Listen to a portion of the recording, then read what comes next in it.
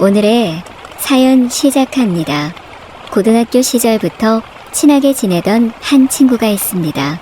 공부는 잘하지만 얼굴은 예쁘지 않아 인기는 없던 친구. 반면 공부는 못하지만 얼굴은 반반의 인기는 많던 저였어요.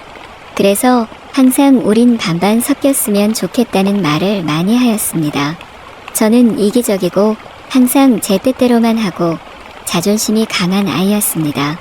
친구는 그런 저에게 모든 걸 맞춰주는 착한 친구였어요. 제가 하고 싶다고 하면 모든 걸 같이 해주고 제가 먹고 싶은 게 있다고 하면 같이 먹으러 가주며 제가 갖고 싶은 게 있으면 본인이 아끼는 것인데도 저에게 주었어요. 저는 남자친구가 끊이질 않을 정도로 연애를 할 때 친구는 공부만 하느라 연애를 한 번도 하지 않았습니다. 성인이 되고 친구는 콤플렉스였던 눈과 코를 수술하고 제가 보아도 저보다 예쁠 정도로 너무 이뻐졌어요. 반반한 얼굴을 가진 제가 셈이 날 정도로 예뻐졌습니다. 그렇게 수술을 하고 얼굴이 자리를 잡더니 친구는 인기가 솟구쳤습니다. 고등학교 때는 친구와 둘이 거리를 거닐면 눈길이 저에게만 왔는데 친구가 성인이 되어 수술을 하고 난 뒤 저는 찬밥이 되었고 친구에게만 모든 눈길이 쏠렸습니다. 그런 친구가 부럽기도 했고 셈이 났어요. 그러던 어느 날 친구가 남자친구가 생겼다며 저에게 사진 한 장을 보내왔고 저는 깜짝 놀랐습니다. 저도 한 번도 그렇게 잘생긴 남자를 만나보지 못하였는데 친구가 보내준 남자친구 사진은 너무나도 잘생긴 남자의 사진이었습니다. 친구에게 거짓말을 하지 말라고 애써 부정하였고 친구는 저에게 진짜라며 함께 만나자고 하더군요. 그 뒤로 며칠 뒤 친구 남자친구와 함께 만나게 되었습니다. 사진에서 보던 그 잘생긴 남자가 저 멀리서 친구와 함께 팔짱을 끼고 걸어오는데 그 남자한테서 빛이 났습니다. 사람이 이렇게 잘생길 수도 있구나 싶을 정도로 잘생겼었고 심지어 친구 남자 친구인데도 불구하고 부끄러워 말도 못하겠더군요. 친구가 너무 부러웠습니다. 함께 밥을 먹으며 간단히 술 한잔을 하는데 이 남자 친구에게도 저에게도 매너까지 좋은 거예요. 잘생겼는데 매너까지 좋은 남자를 만나다니 신은 공평하다고 했는데 공평하지 못한 기분이었습니다. 그 모습이 부러워 더 이상 함께하기 힘들었고 둘이 데이트하라며 저는 먼저 자리를 비켜주었고 다음날 친구에게 도대체 저런 남자를 어떻게 만났는지 물어보았습니다. 친구는 그냥 혼자 길거리를 걸어가는데 그 남자가 연락처를 물어보았다고 하네요. 그냥 만날 인연이었나 봅니다. 그런데 친구와 굉장히 친한 사이인데도 불구하고 저는 친구를 소중하게 느끼지 않았나 봅니다. 어떻게 그 남자를 뺏을지, 어떻게 유혹할지를 고민하고 있는 저를 발견했습니다. 그런 저를 발견했을 때 저는 친구에게 미안한 마음이 들고 자책하면서도 친구는 고등학교 때도 그랬던 것처럼 저에게 양보할 거라고 생각했어요. 지금 생각해보면 정말 나쁜 여자였네요. 그렇게 저는 작전을 짜기 시작했고 친구의 남자친구를 우연히 만나는 것처럼 계속해서 그 남자 앞에 나타났습니다. 계속해서 보다 보면 정이 들고 얼굴이 익으면 왠지 제가 유혹할 수 있을 것 같다는 생각을 했습니다. 그런데 그 남자 쉽지 않더라고요. 한번 본 저를 알아보지도 못할 뿐더러 저에게 눈길조차 주지 않았습니다. 작전을 바꾸기로 하였고 친구를 이용하기로 하였습니다.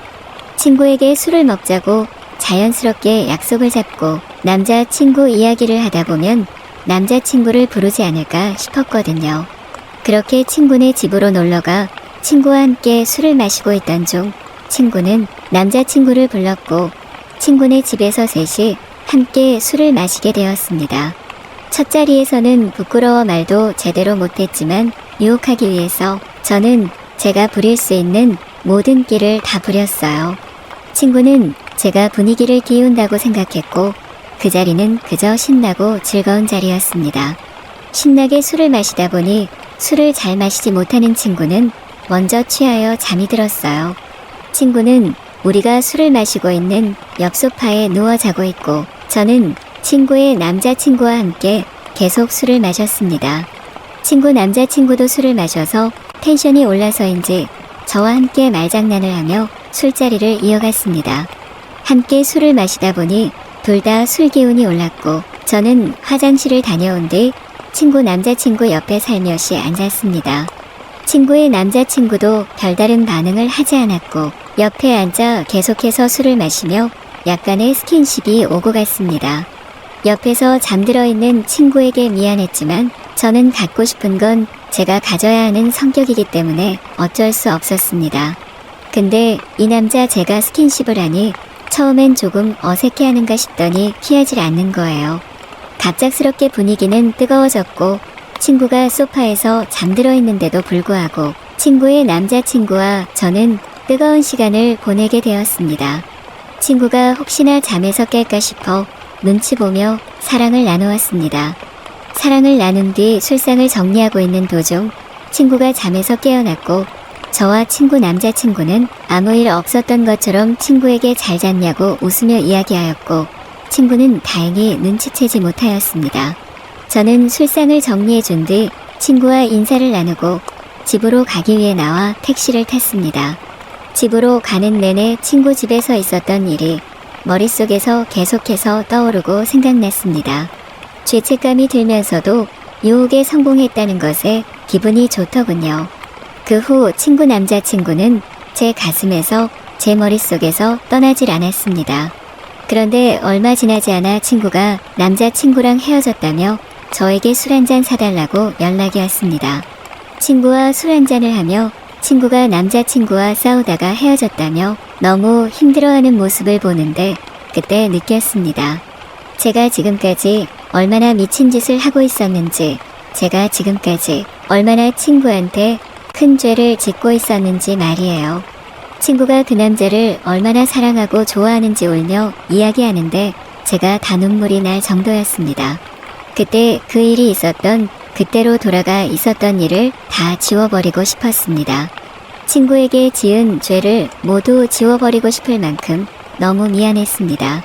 술을 잘 먹지 못하는 친구는 처음으로 제 앞에서 오바이트를 하고 꽐라가 될 만큼 술을 먹었고 다시 그 남자와 만나길 원해 전화를 걸어 매달리고 매달렸지만 결국 다시 만나지 못하고 헤어진 뒤로 한참을 힘들어했습니다. 저는 그 남자 덕에 친구에 대한 소중함을 느낄 수 있었고 지금까지도 친구와 저는 친한 사이로 지내고 있습니다. 저는 그 뒤로 더 이상 친구에게 시기 질투를 하지 않고 친구를 진짜 소중한 친구로 여기며 서로를 응원하는 사이로 지내고 있습니다. 친구와 저는 이제 슬슬 연애를 시작해보려 합니다. 4명이 함께 즐겁고 함께 행복한 그런 연애를 말이에요.